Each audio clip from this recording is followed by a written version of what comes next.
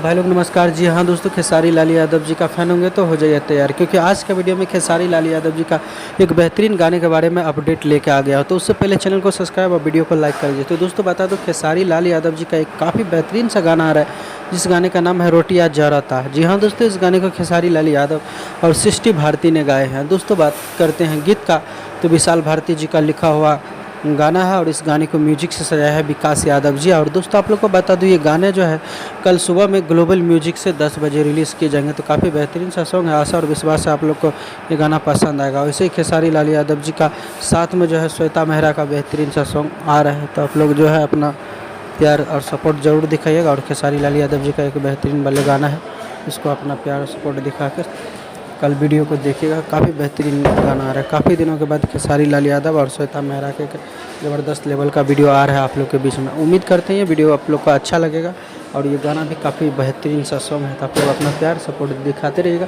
और हमारे चैनल पे जो है इसी तरह का अपडेट आप लोग को मिलता रहेगा। तो आज का अपडेट में बस इतना ही, मिलेंगे नेक्स्ट अपडेट के साथ। तब तक के लिए bye, take care, love you all, धन्यवाद दोस्तों।